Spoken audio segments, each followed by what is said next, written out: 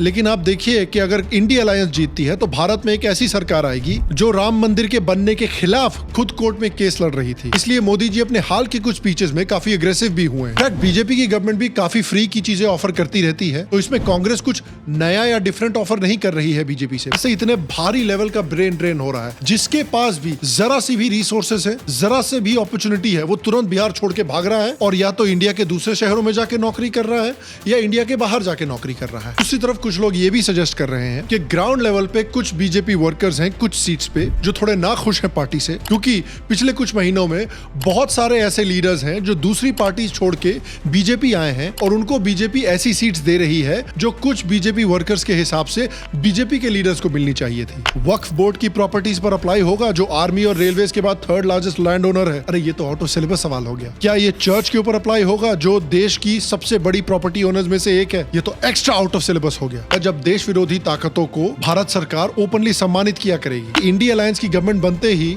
शायद भारत वापस Nehruvian era के कंफ्यूज्ड और अपीजमेंट की फॉरेन पॉलिसी अपना लेगा शायद।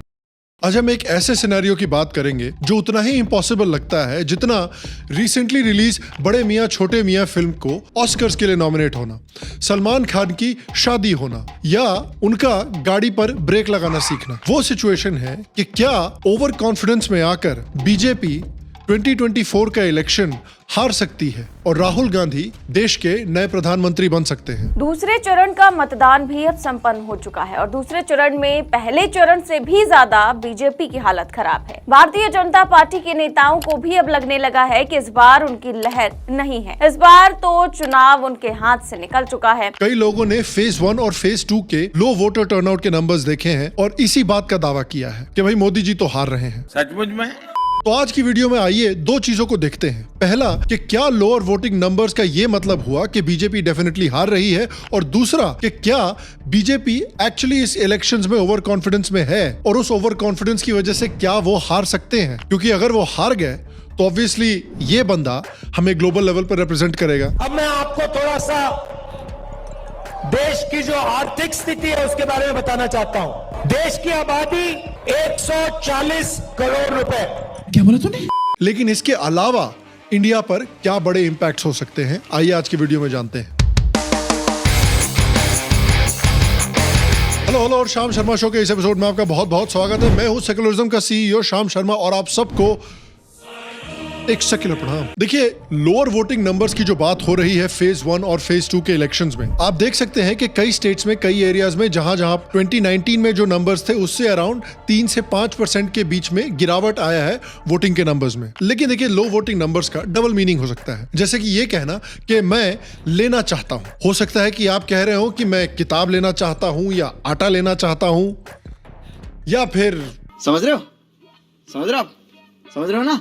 और देखिए, ऐसा कोई फिक्स पैटर्न नहीं है कि सिर्फ जहां पर बीजेपी स्ट्रांग है वहीं पर लो वोटिंग हो रही है। अगर पॉलिटिकल एनालिस्ट और सिफोलॉजिस्ट प्रदीप भंडारी की माने तो एक रीजन ये हो सकता है कि ऑपोजिशन के वोटर्स जो हैं वो 2014 और 2019 के बाद काफी मॉरली डिसअपॉइंट हो चुके हैं और उनको लगता है कि 2024 में भी मोदी जी का जीतना निश्चित है, इसलिए वो वोट देने ही नहीं आ रहे हैं। Let me tell you a data point on that. In Gujarat elections 2017 and 2022, the voting percentage has dipped by 4 to 5 percentage points, and the BJP increased its seats in Gujarat from 99 to more than 155. So even a lower voting percentage does not mean that always there is a loss for the BJP or the incumbent.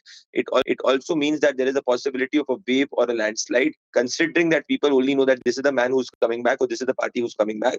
So only those who intend to get it back come out to vote. The opposition or the opponent voter who has the intention to defeat the ruling party or the incumbent party does not generally come on the polling booth because they know that the sentiment or the mahal on the ground is that Narendra Modi in this case is coming back. BJP leaders का भी ऐसा ही मानना है। Opposition का alliance जो बनना था वो ठीक तरीके से अपोजिशन का अलायंस बन नहीं पाया। अपोजिशन को पहले वोट्स देते थे लोग, के अंदर भी हताशा और निराशा है। अब उन लोगों ने भी यह मान लिया है कि इस बार भी गवर्नमेंट यदि किसी की बनने जा रही है तो आज के प्राइम मिनिस्टर मोदी जी की लीडरशिप में ही गवर्नमेंट बनने जा रही है। तो एक तरफ तो लोग ऐसा सजेस्ट कर रहे हैं, दूसरी तरफ कुछ लोग ये भी सजेस्ट कर रहे हैं कि ग्राउंड लेवल पे कुछ बीजेपी वर्कर्स हैं कुछ सीट्स पे जो थोड़े नाखुश हैं पार्टी से, क्योंकि पिछले कुछ महीनों में बहुत सारे ऐसे लीडर्स हैं जो दूसरी पार्टी छोड़ के बीजेपी आए हैं और उनको बीजेपी ऐसी सीट्स दे रही है जो कुछ बीजेपी वर्कर्स के हिसाब से बीजेपी के लीडर्स को मिलनी चाहिए थी। लेकिन इन एनी केस अगर आपने पिछले एक दो हफ्ते पर थोड़ा ध्यान दिया है तो आप देखिए कि हिंदी बेल्ट में जल्द ही वोटिंग शुरू होने वाली है, जहां पर बीजेपी डायरेक्टली कांग्रेस से हेड टू हेड जाने वाली है। इसलिए मोदी जी अपने हाल के कुछ स्पीचेस में काफी अग्रेसिव भी हुए हैं।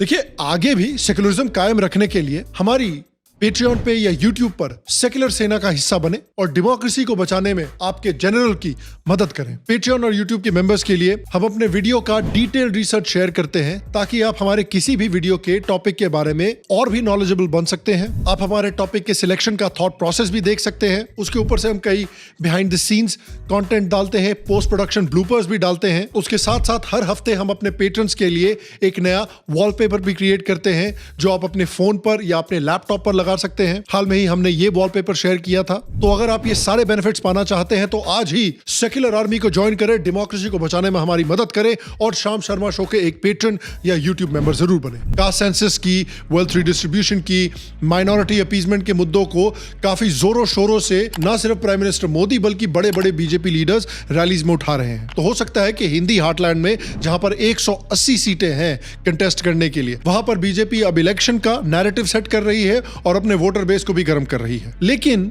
हमें दूसरे सिनेरियो को भी देखना चाहिए कि क्या होता है कि अगर ओवर कॉन्फिडेंस में आकर बीजेपी वोटर्स वोट करने नहीं गए, बीजेपी वर्कर्स ने मान लीजिए उतनी मेहनत नहीं की, बीजेपी ने उतने सीरियस तरीके से कैंपेन नहीं किया और इंडी अलायंस अगर जीत जाती है तो उससे देश पर क्या इंपैक्ट हो सकता है। सबसे पहले बात करते हैं सोशल इंपैक्ट की। देखिए, पिछले कई सालों में जो हमारे देश की एक सबसे बड़ी कल्चरल अचीवमेंट रही है वो है राम मंदिर को 500 साल के बाद दोबारा बनवाना। लेकिन आप देखिए कि अगर इंडी अलायंस जीतती है तो भारत में एक ऐसी सरकार आएगी जो राम मंदिर के बनने के खिलाफ खुद कोर्ट में केस लड़ रही थी, जिन्होंने 2007 में सुप्रीम कोर्ट में एक एफिडेविट फाइल किया था जिसने कहा था कि राम भगवान तो काल्पनिक है, असली है ही नहीं। राम भगवान का कोई हिस्टोरिकल एविडेंस नहीं है, इसलिए राम मंदिर भी नहीं बनना चाहिए। जिनके टॉप लीडर्स कहा करते थे कि अच्छे हिंदू कभी भी राम मंदिर को बनवाने को सपोर्ट नहीं करेंगे। जो इंडी अलायंस राम मंदिर की प्राण प्रतिष्ठा में भी नहीं गया था, जो राम मंदिर को इतना अपोज करते हैं, क्या वो पावर में आने के बाद वहां पर दोबारा बाबरी मस्जिद बनवाने का प्रॉमिस करेंगे? और अगर राम मंदिर को इतना अपोज कर रहे हैं तो काशी मथुरा को तो थैनोस की तरह बेसिकली स्नैप कर दिया जाएगा। दूसरी बात इन्होंने अपने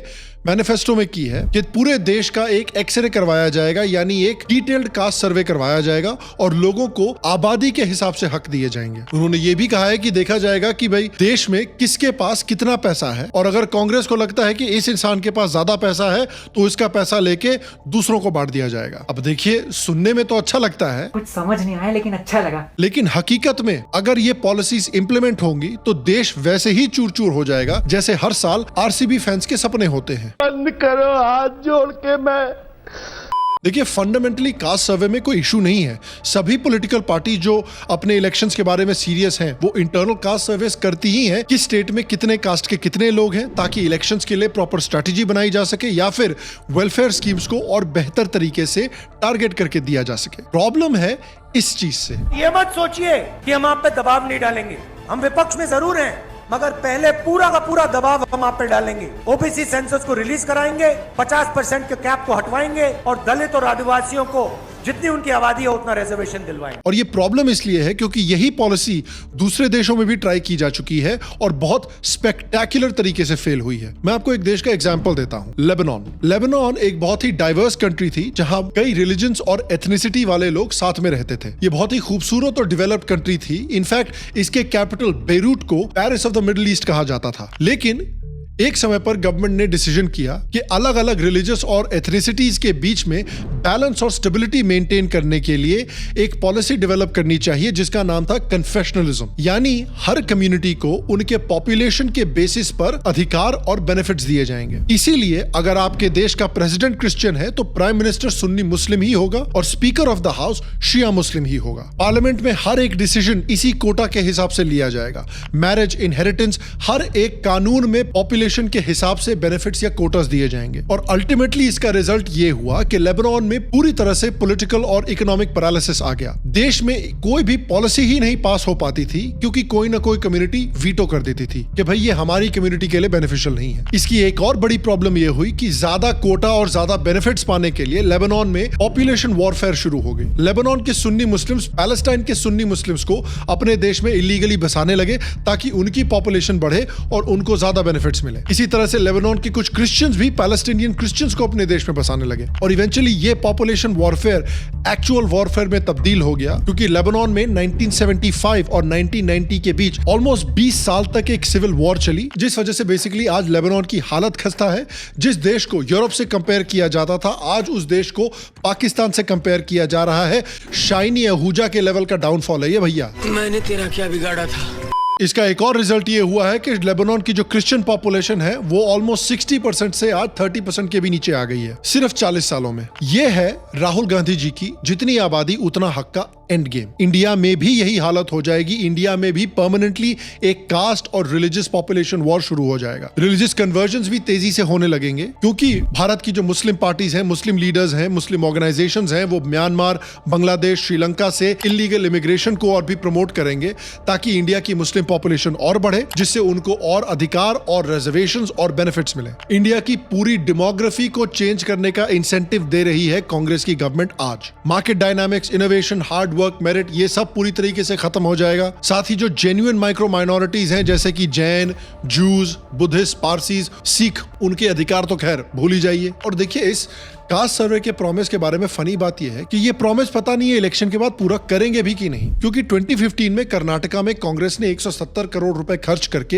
एक कास्ट सर्वे करवाया भी था। लेकिन 2023 में कर्नाटका में सरकार बनाने के बावजूद कांग्रेस ने इस कास्ट सर्वे के डेटा को रिलीज नहीं किया क्योंकि उनको डर था कि कहीं लिंगायत और वोक्कलिगा कम्युनिटी नाराज ना हो जाए। ये दोनों कम्युनिटीज की काफी बड़ी पॉपुलेशन है कर्नाटका में और इन दोनों कम्युनिटी से कर्नाटका का वोटर बेस भी आता है। 2018 में लेकिन कांग्रेस की जो कास्ट सर्वे की रिपोर्ट थी वो लीक हो गई थी, जिसमें पता चला था कि लिंगायत का पॉपुलेशन रेशियो सिर्फ 14% है जबकि वो 17% माना जाता था और वोक्कलिगस का 11% है जबकि वो ऑलमोस्ट 15% माना जाता था। तो अगर जितनी आबादी उतनी हक की बात कर रहे हैं तो इन दोनों कम्युनिटीज का हक तो गिर जाएगा ना, और कांग्रेस इनको नाराज नहीं करना चाहती इसलिए उन्होंने डेटा रिलीज ही नहीं किया। तो इससे तो यही बात जाहिर हुई ना कि कांग्रेस कास्ट को सिर्फ एक पॉलिटिकल टूल की तरह इस्तेमाल कर रही है। सिर्फ अपने फायदे के लिए ये इस कास्ट सर्वे को सपोर्ट कर रहे हैं। ये उन मेल फेमिनिस्ट की तरह है जो वेस्टर्न देशों में पुसी हैट्स पहन के रैली में पहुंच जाते हैं खाली लड़की पटाने के लिए। इनको फेमिनिज्म में कोई इंटरेस्ट नहीं है। I know. Look. No. Okay, well, Dave, on behalf of all women, we thank you so much for your support. Maybe want to hang out sometime? You mean like a date? Congress ने इसके बाद wealth distribution का भी एक बड़ा promise किया है अपने मैनिफेस्टो में। ये पता लगाएंगे कि हिंदुस्तान का धन किसके हाथों में है, कौन से वर्ग के हाथ में है, और इस ऐतिहासिक कदम के बाद हम क्रांतिकारी काम शुरू करेंगे। और ये भी कोई नया कॉन्सेप्ट नहीं है। देखिए ये काफी पुराना कम्युनिस्ट कॉन्सेप्ट है कि अमीरों से पैसा लो और गरीबों में बांट दो। लेकिन इंटरनेशनल मॉनेटरी फंड ने भी इस पॉलिसी को एक डेंजरस पॉलिसी बताया है क्योंकि जिन लोगों ने अपनी मेहनत से पैसा कमाया है उनके पैसे अगर आप छीन के दूसरों को बांट दोगे तो उनका इंसेंटिव खत्म हो जाएगा कि भैया मेहनत क्यों करें, हम पैसा क्यों कमाएं। और जिनको आप पैसे दे रहे हो फ्री में बिना किसी कारण के, उनका भी इंसेंटिव खत्म हो जाएगा कि भाई हम पैसे कमाने के लिए मेहनत क्यों करें। According to economist David Wittenberg, societies में थोड़ी सी अगर इनकम इनइक्वालिटी हो तो उसमें कोई प्रॉब्लम नहीं है, प्रोवाइडेड कि जिनके पास कम पैसा है उनके पास फेयर तरीके से संसाधन हो कि वो मेहनत करके अपनी इनकम को इंक्रीज कर सकें। क्योंकि अगर हम सिर्फ इनइक्वालिटी को गलत बोलने लगेंगे तब तो फिर मैं भी यूट्यूब के ओनर के घर के सामने जाके छाती पीटने लगूं कि देखिए कैरी मिनाटी, टेक्निकल गुरुजी और ध्रुव राठी के मेरे से ज्यादा सब्सक्राइबर क्यों हैं, प्लीज उनके सब्सक्राइबर आधे निकाल के मुझे दीजिए, बहुत इनइक्वालिटी हो रही है यूट्यूब पर। अरे भैया इन लोगों ने मेहनत करके ये सब्सक्राइबर्स कमाए हैं, किस मुंह से आप उनके सब्सक्राइबर्स मांग लोगे। देखिए इस तरह की पॉलिसीज को भी सोवियत यूनियन जैसे देशों में इस्तेमाल किया गया था जब उन्होंने प्राइवेट प्रॉपर्टीज को नेशनलाइज कर दिया, इंडस्ट्रीज को स्टेट के कंट्रोल में ले आए। लेकिन बहुत ही जल्द देश में वाइड स्प्रेड इनएफिशिएंसीज हो गई, रिसोर्स शॉर्टेजेस हो गई, इकोनॉमिक स्टैग्नेशन हो गई, रीडिस्ट्रीब्यूशन की वजह से इनोवेशन बंद हो गई इकोनॉमी में। As a result consumer goods बहुत स्केर्स हो गए, स्टैंडर्ड ऑफ लिविंग जो है वो बहुत रैपिडली डिक्लाइन करने लगी और 1991 में ये देश सोवियत यूनियन पूरी तरह से कोलैप्स होकर अलग अलग देशों में बट गया। एक और वेल्थ रिडिस्ट्रीब्यूशन का एग्जांपल है जिम्बाब्वे। जिम्बाब्वे में एक माइनॉरिटी व्हाइट पॉपुलेशन थी जिनके पास मेजॉरिटी जमीन पर कब्जा था। उसके बाद रॉबर्ट मुगाबे प्रेसिडेंट बन के आते हैं और उन्होंने कहा कि भाई रादर देन थोड़ी मेहनत करके हमारी जो ब्लैक पॉपुलेशन है उनकी स्किल डेवलपमेंट की जाए, उनकी एजुकेशन पर फोकस किया जाए, उनकी ट्रेनिंग पर फोकस किया जाए, ताकि उनके पास भी ये संसाधन आए कि वो भी अपनी इनकम्स को ग्रो कर सके। उन्होंने सीधे कहा कि भैया ये लो,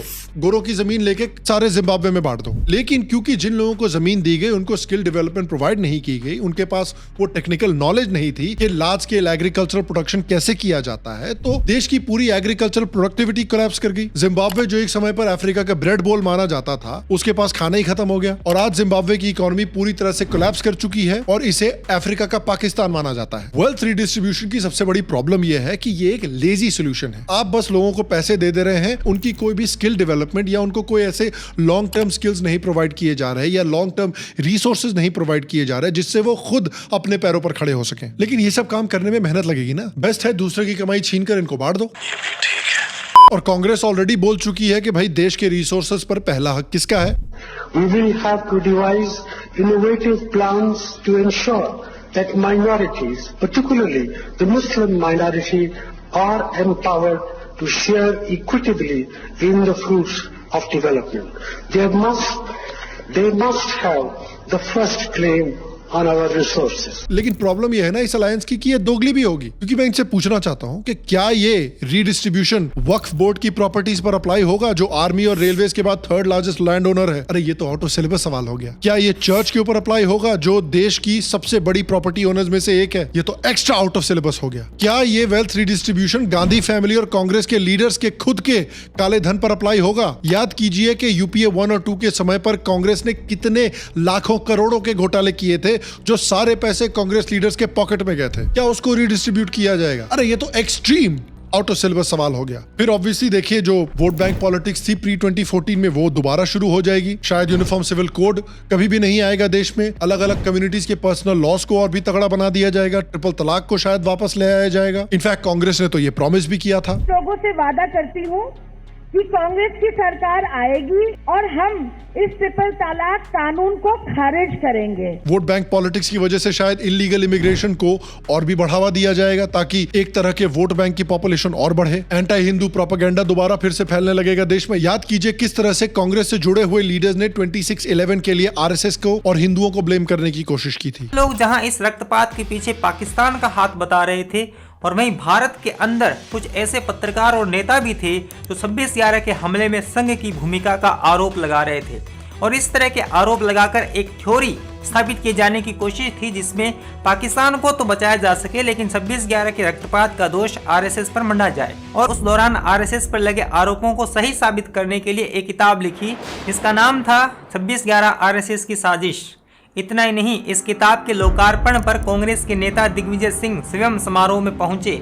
एक बार नहीं बल्कि 2 बार। वापस यही दौर आ जाएगा जब देश विरोधी ताकतों को भारत सरकार ओपनली सम्मानित किया करेगी। हिंदुत्व जो कास्ट और लैंग्वेज के बैरियर्स को तोड़कर सभी हिंदुओं को एकजुट कर रहा है इस समय, उसे कांग्रेस, सपा, आरजेडी, डीएमके जैसी पार्टीज की कास्ट पॉलिटिक्स दोबारा दबा देंगे। फिर देखते हैं डिप्लोमेटिक और नेशनल सिक्योरिटी पर क्या इंपैक्ट होगा। देखिए आज मोदी गवर्नमेंट के अंदर जो भारत है और भारत की जो फॉरेन पॉलिसी है वो बहुत ही प्रैग्मेटिक और बहुत ही श्रूड है। एक तरफ भारत यूएसए और ईयू का स्ट्रेटेजिक पार्टनर है, दूसरी तरफ रशिया से भी बहुत बढ़िया संबंध बनाए हुए हैं। एक तरफ इजराइल और इंडिया की मिलिट्री पार्टनरशिप और भी मजबूत हो रही है और दूसरी तरफ अरब मुस्लिम देशों के साथ भी स्ट्रॉन्ग कल्चरल और ट्रेड रिलेशनशिप डेवलप की जा रही है। एक तरफ इंडिया G7 में रेगुलरली इनवाइट किया जाता है, वहीं दूसरी तरफ वैक्सीन मैत्री और डिप्लोमेसी के साथ ग्लोबल साउथ यानी दुनिया की सभी डेवलपिंग कंट्रीज का डिफैक्टो लीडर भी बन गया है। India is investing in humanity. When India is successful, they give you the tools also to be successful. India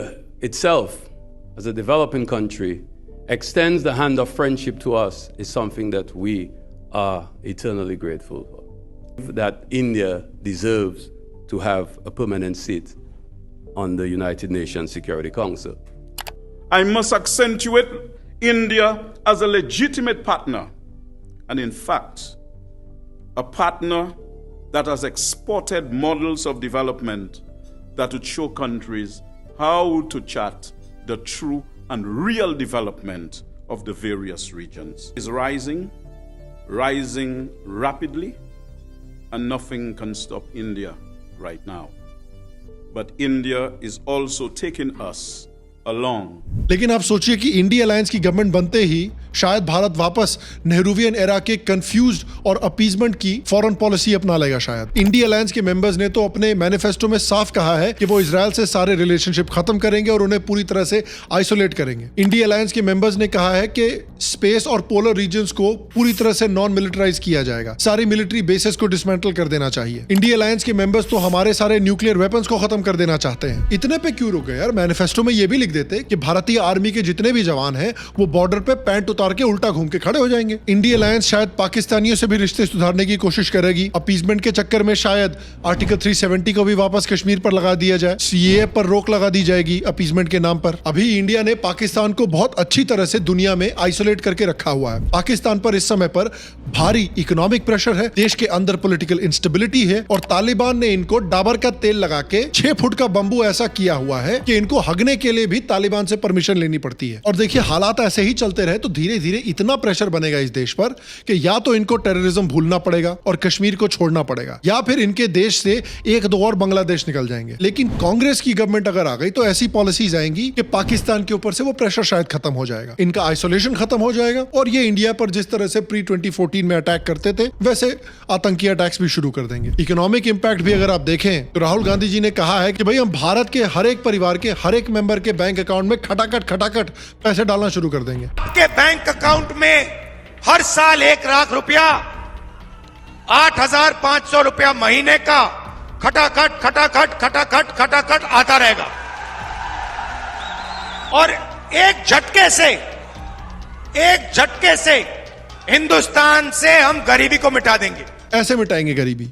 हमारे जो युवा हैं जो आज सड़कों पे घूम रहे हैं, इंस्टाग्राम फेसबुक देख रहे हैं, उनके बैंक अकाउंट में साल का 1 लाख रुपया, 8,500 रुपए महीने का ठकाठक हमारी सरकार डालेगी। क्या यार हम भी साला यूट्यूब पे टाइम वेस्ट कर रहे हैं, इंस्टाग्राम पे 10-15 फेक अकाउंट खोल देते हैं, आराम से लखपति बन जाएंगे। लेकिन देखिए इस स्कीम में एक प्रॉब्लम है। वर्ल्ड बैंक की रिपोर्ट के मुताबिक अगर हम दिन के $2 से कम कमाने वाले लोगों को गरीब की कैटेगरी में रखें तो भारत की अराउंड 10% पॉपुलेशन इस पॉवर्टी लाइन के नीचे आएगी, जो कि लगभग 12 करोड़ लोग हैं। ध्यान रखिए कि हम सिर्फ कंजर्वेटिव अप्रोच अपना रहे हैं, यूएन तो कहती है कि ऐसे 18 करोड़ लोग हैं। अब अज्यूम कीजिए कि इन परिवार में अगर 4 लोग रहते हैं तो 12 करोड़ लोग 4 लोग की फैमिली में अगर डिवाइड करें तो अराउंड 3 करोड़ फैमिलीज हुई। हर फैमिली को 1 लाख देने का कॉस्ट अराउंड 3 लाख करोड़ रुपए आएगा, जो कि हमारे जीडीपी का 1% है। भारत का डिफेंस बजट भी इतना नहीं है। इनफैक्ट भारत का डिफेंस और एजुकेशन बजट मिला के इस अमाउंट के आसपास आएगा। तो कहां से आएगा ये पैसा? लेकिन देखिए ऑनेस्टली इसमें कुछ नया नहीं है। इनफैक्ट बीजेपी की गवर्नमेंट भी काफी फ्री की चीजें ऑफर करती रहती है, तो इसमें कांग्रेस कुछ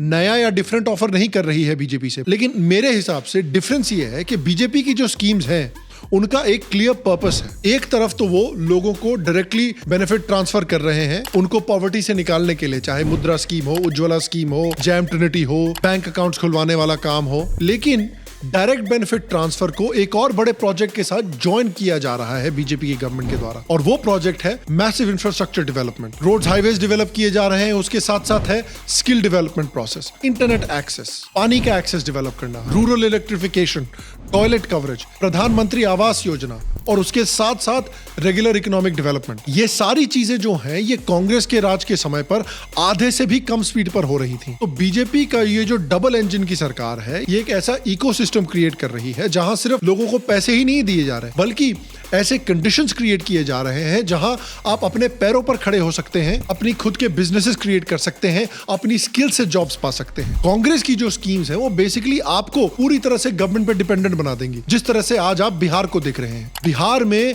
कोई बिजनेसेस नहीं है, कोई जॉब्स नहीं है, सिर्फ और सिर्फ इकलौती जॉब आपके पास है कि गवर्नमेंट में आपकी किसी तरह से नौकरी मिल जाए। इसीलिए तो बिहार से इतने भारी लेवल का ब्रेन ड्रेन हो रहा है। जिसके पास भी जरा सी भी रिसोर्सेस है, जरा से भी अपॉर्चुनिटी है, वो तुरंत बिहार छोड़ के भाग रहा है और या तो इंडिया के दूसरे शहरों में जाके नौकरी कर रहा है या इंडिया के बाहर जाके नौकरी कर रहा है। बिहार में कोई नहीं रहना चाहता और उसका कारण है इस तरह की स्कीम्स जो आपको गवर्नमेंट पे डिपेंडेंट बना देती हैं। लॉ एंड ऑर्डर का इंपैक्ट भी देखिए। याद कीजिए कि इंडिया अलायंस के जो मेंबर्स हैं उनके राज में लॉ एंड ऑर्डर की भारत में क्या हालत थी। 1990s में बिहार में जो गुंडा राज चला करता था वो शायद फिर से वापस लौट आएगा। बिहार, यूपी और दूसरे कई स्टेट्स में किडनैपिंग, एक्सटॉर्शन, कत्ल, असॉल्ट जैसे क्राइम आम हो जाएंगे। याद कीजिए कि गुंडे, बाहुबली, माफिया जैसे साधु यादव, शहाबुद्दीन, मुख्तार अंसारी, अतीक अहमद, इनको वापस पॉलिटिकल सपोर्ट मिलने लगेगा और इनके ऊपर अब सिर्फ स्टेट गवर्नमेंट का ही नहीं बल्कि सेंट्रल गवर्नमेंट का भी हाथ रहेगा। जिस लेवल के रायट्स योगी आदित्यनाथ के पहले यूपी में देखे जाते थे, आए दिन बड़े बड़े रायट्स होते थे, शायद वो भी दोबारा लौट आएंगे। आप याद कीजिए कि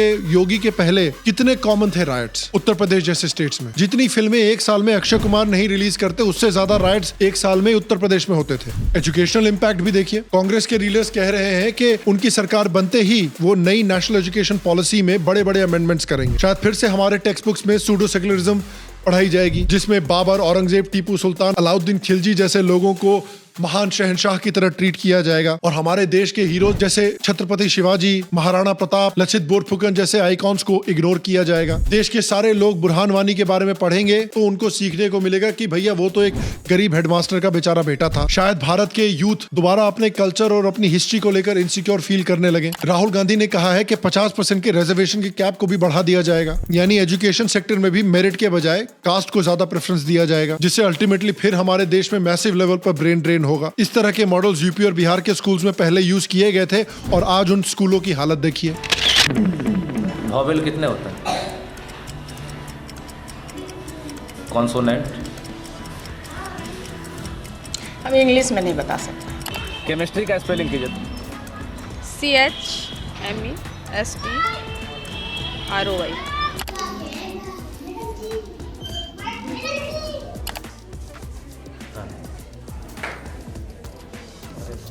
लिखिए, आराम से लिखिए, कोई दिक्कत नहीं है सर। अभी सर लिख रहे हैं फरवरी जी। आप भी भूल गए क्या सर? जी भूल ही गए, लिख दे रहे हैं। हाँ लिख दीजिए, कोई दिक्कत नहीं है। तीसरा ट्राई हो रहा है, फिर सही लिखा हुआ है। FEBRUARY। आप बताइए सर, अभी आप ही जब फरवरी नहीं लिख पा रहे हैं, नर्वस हो गए हम। सर नर्वस काय हो रहा है? हम क्या आपको बंदूक लेके दिखा रहे हैं? नहीं। टू बी फेयर, बीजेपी ने भी एजुकेशनल स्फीयर में कुछ बड़े झंडे नहीं गाड़े हैं यार। जो भद्दे हिस्टोरियंस की किताबें हम पहले भी पढ़ रहे थे, मोस्टली वही किताबें हम आज भी पढ़ रहे हैं। 10 साल में लेट्स बी ऑनेस्ट बहुत ज्यादा चेंजेस नहीं आए हैं, तो आप बहुत ज्यादा कंप्लेन भी नहीं कर सकते अनफॉर्चुनेटली। दूसरा देखते हैं कि पॉप कल्चर और लिटरेचर पर कैसा इफेक्ट पड़ेगा। आज आप देख सकते हैं कि पिछले 10 सालों में एक प्रो इंडिया फिल्मों की बूम हुई है। फिल्में जैसे उरी, तान्हाजी, कश्मीर फाइल्स, केरला फाइल्स, वीर सावरकर और आने वाली रजाकर फिल्में बन रही हैं फाइनली, जो ऑनेस्टली 10 साल पहले इम्पॉसिबल मानी जाती थी ऐसी फिल्में, क्योंकि कश्मीरी हिंदुओं को तो भारत में ऐसे इग्नोर किया जाता था जैसे सलमान भाई अपनी गाड़ी में ब्रेक्स को इग्नोर करते हैं। लेजी हो गई है राइटिंग आजकल। दो बार एक ही जोक डाल दिया तुमने। भारी मिस्टेक हो गया सर, एकदम ब्लंडर हो गया।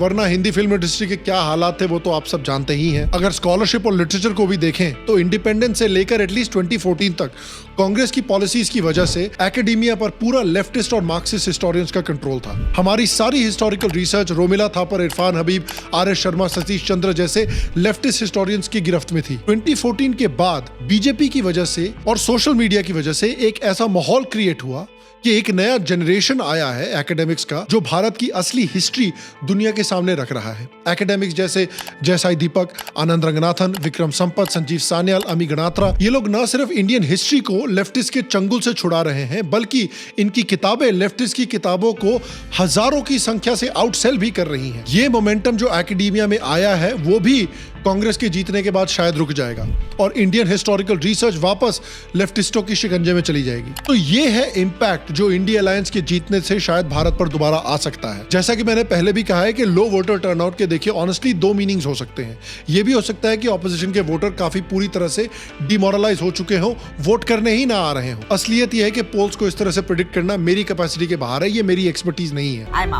मेरा बस ये कहना है कि इस इलेक्शन को 2019 और 2014 के इलेक्शन की तरह ट्रीट मत कीजिए, लाइटली मत लीजिए। अगर आपके एरिया में अभी तक वोटिंग नहीं हुई है तो डेट चेक कीजिए कि आपके यहाँ कब वोटिंग हो रही है और जरूर वोट देने जाइए। ये भारत के फ्यूचर का सवाल है। भारत के अगले 50 साल आपके इस वोट पर डिसाइड होंगे। तो इस इलेक्शन को किसी भी हालत में लाइटली मत लीजिए, क्योंकि आपने इस वीडियो में देखा है कि अगर ऑपोजिशन जीतती है तो देश का क्या हाल होगा। और मैं आपसे पूछना चाहता हूँ कि लो वोटर टर्नआउट में आपका क्या इंटरप्रिटेशन है? क्या आप मेरे इंटरप्रिटेशन से एग्री करते हैं? क्या आपको लगता है कि ये बीजेपी के लिए फायदा है या ऑपोजिशन के लिए फायदा है? नीचे कमेंट सेक्शन में मुझे जरूर बताएं। बाकी मैं आपसे अगले एपिसोड में मिलूंगा और तब तक स्वस्थ रहें, सुखी रहें, फिर मिलेंगे और आप सबको एक शक्ल प्रणाम।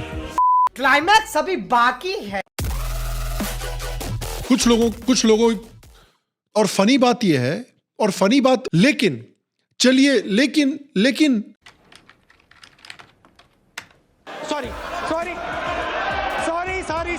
तो इससे तो यही जाहिर होता है ना कि कांग्रेस के लिए कास्ट सिर्फ एक पॉलिटिकल, तो इससे तो यही होता है, तो इससे तो यही बात, क्या बात, ये बात है।